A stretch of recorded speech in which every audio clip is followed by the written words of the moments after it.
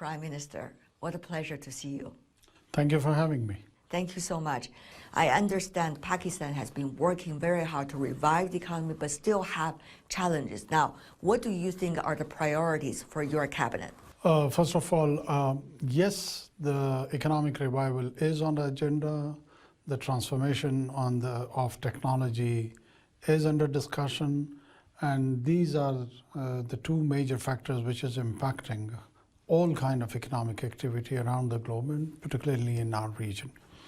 There is a discourse between the global north and south, between east and west. There are issues about the different conflicts and different flashpoints, and how does it is impacting the supply chain and overall economic activity. Pakistan do see itself in this environment, how to take the best advantage of the opportunities which are being offered, and what are the challenges which are being posed by such circumstances, and how to respond to those challenges. So we are in the middle ground of both ways. Financial challenges is one of the things some governments are dealing with. I know you are also working very hard on that. What do you think can be the starting point? In other words, the best remedy? Well, domestically, we need to focus on spending less and earning more. When the government size is not that big, it's a good news.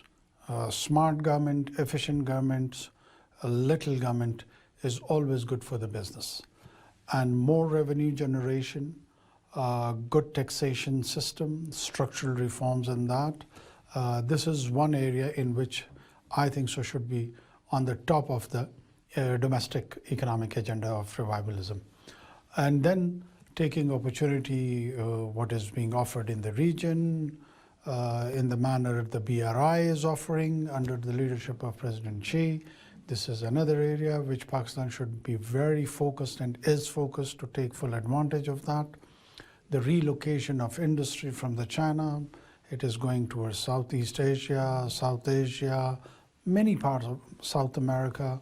Pakistan should take best advantage of that and convert itself into a viable economic entity, and the manufacturing sector can become a hub for the whole of the region if we bring the right kind of policies when it comes to the energy and its pricing and the rest of the associated ecosystem. The right kind of policy, that's a very general term. I would love to dig a little bit more about that. To you, what is the so-called right kind of policies? By right kind of policy, I mean that we have to encourage the business in a competitive manner, provide them the competitive rates for electricity. If we are producing expensive electricity, we cannot subsidize businesses. We cannot provide them the rates which are more competitive in the region for the production cost. So this is one area I feel is the most important, where we need to rationalize our policy and bring the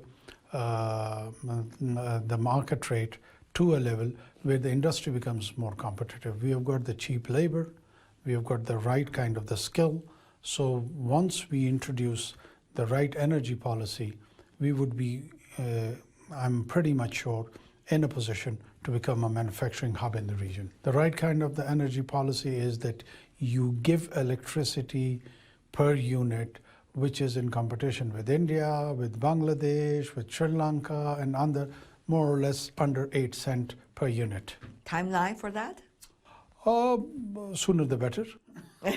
but industrialization is one of the area where we are focusing on special economic zones and bringing all these policies where the FDI would directly take advantage from such kind of interventions from the government side, and we should only do the progressive taxation of those business entities and let them grow.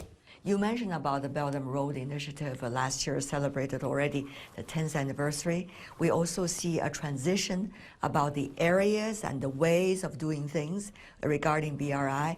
Earlier there was massive investment on infrastructure, different parts of the world. Now there seems to be more focus and targeted with green development and sustainability. So what does that mean for the kind of cooperation between China and Pakistan as a result of the focus and the style changes? I think so. There are many opportunities when it comes to all these initiatives under these sustainable and green initiatives, and the kind of opportunities it is offering, which I was referring towards the relocation of the industry, the climate change, and its global responsibility, production of clean energy, and for the consumption, best consumption practices for the populations. This would be an area where innovation would be counted, where new technologies would come in, and where... And also massive investment, by the way. Of course, massive investment, which definitely China has got the capacity to cater for such investments, along with its partners. But Pakistan is a mid-sized country which can benefit a lot from this. As they say it in China, that when China grows, everyone grows. So when China benefits, everyone benefits. The Chinese model, the best part about that is that it believes in economic intervention, it believes in the win-win situation, it believes in mutual coordination and cooperation. So when you have such an attitude, the creativity comes, the new solution-based approaches develops, and the human journey, I think so it goes further. Mr. Prime Minister, it's very articulative when you say when China grows, everybody could also have an opportunity to grow. But as you also have noticed, Mr. Prime Minister, as earlier articulated by the Chinese Premier during this speech then, that China also is now looking at the future growth.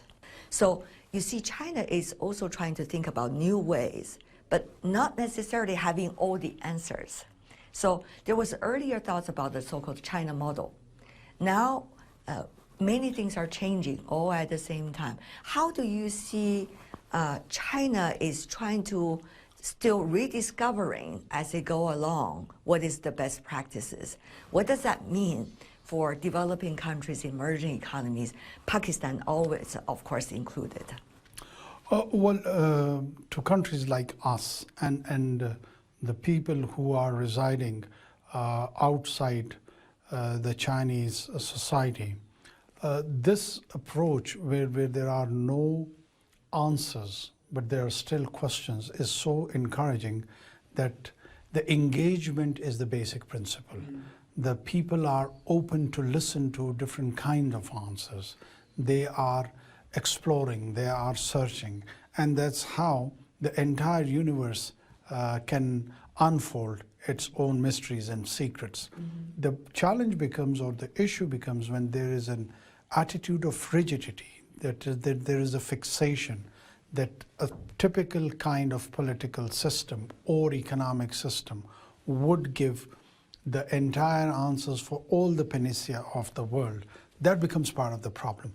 But if you are open to ideas, if you are open to discussions, and you are willing to give opportunity to different kind of solutions which are available in the market, that leads toward a healthy discourse, and that's where I think so the Chinese approach will be more viable and more constructive and more engaging. Mr. Prime Minister, one of the issues Pakistan, China, and many others are thinking is, what about this divide between the so-called North and the global South? And we see that it's ever widening as a result of the pandemic and other issues happening, especially recently with the development of artificial intelligence. Some believe it could be in the next industrial revolution. Well, that's a question mark, but still the concern is big. How are you articulating what we are experiencing right now? Well, the issue or the divide between the so-called North and South is that there is certain economic advantages to the individuals and nations, and there are certain disadvantages to the individuals and nations on the other side. So how do that gap can be well addressed? It is leading towards anxiety. One, it is encouraging probably disruption in many societies. And on the top, you have got these new technology, which either is enabling the social order or it is encouraging the disruption or leading towards the anarchy. Starting from the digital space and then the electronic spaces to AI, this is a journey which has taken so swiftly that many leadership, be it in South or in the North, are it's very, very challenging for them to fathom the implications of all these changes which are happening. Would it lead to mass migration? Would it lead to further conflicts based either on identity or on the basis of have and have-nots? Can that kind of sense of deprivation lead to conflicts? So these are all challenges which needs to be addressed, and for a mutual coexistence between the so-called South and North, further needs dialogue, further needs discussion with an open mind and open heart, where a planet is available for everyone, be it west, south, north, east, where peacefully everyone can reside with a dignified sense of being. Of course, we're not living in a perfect world, as you know, Mr. Prime Minister. Geopolitics, geoeconomics, all these backdrops are all intertwining at this moment when we speak. So is that the kind of discussion, do you think, can take place at all? The discussions are already happening. The discussions are already happening in a very focused, limited intellectual groups, policymaker groups, political class, business leaders. But in my opinion, it should have an outreach which is enlarged. It should be at the en masse level, at public level, in public domain, and that discourse needs to be an informed discourse where the quality information is pumped in, and that quality information can build around all the narratives which is required, so that people on both sides can make their choices with a moral compass. When it comes to politics these days, a lot of people are asking the question, whether are we just hearing narratives and rhetorics in politics? Are there really going to be actions towards the promises? What do you think, Mr. Prime Minister, for politicians and for future of politics, what is the best way to do that? How can we wake people up about implementations and actions? Yeah. First of all, in my opinion, that in the first phase, you need to create the right kind of narrative, the right kind of information, the quality information. If you don't do that, and if you rely on a skewed information, on a distorted information, misinformation, disinformation, or disinformation, and you build a narrative which is not based around reality. So even if that is a stated goal, the action towards that stated goal would always be an unattainable goal. So it is better first to phase it out, plan it properly, bring a narrative which is based on informed discourse and quality information. And once you do that, the implementation part, the action part, relatively becomes very easy. Now, we have so many examples about the challenges of doing that. I know China and Pakistan are working very closely, for example, as you said, Mr. Prime Minister, on Belt and Road Initiative. But at different times, there are always challenges coming up as to the implementation. You earlier articulated that very well in different interviews. So how do you see now, which stage are we in implementing some of the earlier plans, and what are some of the takeaways you have along the way?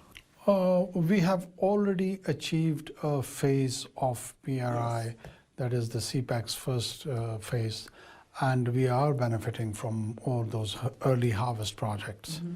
The second phase, I feel we are entering into that, and we do need to do more deliberation when it comes to the second phase, and the connectivity around those trade and industrialization event which we anticipate would be a big hallmark of the next decade, the coming decade, needs good deliberations, more deliberation prior to bringing anything into the action.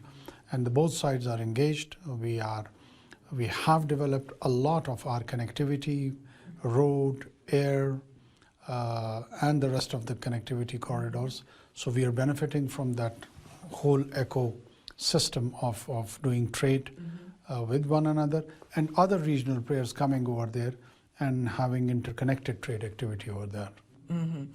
There's a lot of debates about China's economy that is also taking place in the corridors and the hallways, as we see business leaders from all over the world are talking about that. What do you think is the state of the Chinese economy as a close neighbor of China, as someone who interact with China on a very frequent basis, and the logic behind it? Well, to me, the Chinese economy, I'm always sanguine about it. I'm always sanguine about it. The reason or the logic behind it, that there are 1.5 billion consumers and there are 1.5 billion producers. So they're importers in terms of economy, they're consuming. So the rest of the world would be linked to China. And they are producing and they would be exporting to the rest of the world. So how could you divorce 1.5 billion population from 8 billion? It has to remain connected. It has got one of the finest human resource. Their knowledge economy has reached to a certain level. They are innovative. They have got the right kind of finances, huge marketplace. The rest of the world is interested in China, and China is interested in the rest of the world. So it would keep growing. Mr. Prime Minister, this year is a tumultuous year, to say the least, 2024. You see a few dozens of elections going on in the world, half of the world population going through election. You also see economies that are in transition. So how do you see the prospect of 2024 for a country like Pakistan with all these unpredictabilities? Well, these political rituals of election are a constitutional requirement of different political systems, including Pakistan. We are heading towards that in our own country as well. So we do wish well for the people who exercise their choice and who elect their mandated governments and leadership, with the hope that they have the economic revival plan on their preference list, and it would be on the top agenda in Pakistan and in and around the world. Mr. Prime Minister, as always, what a pleasure seeing you, and thank you so much for taking having your me. time and sharing your thoughts. Thank you.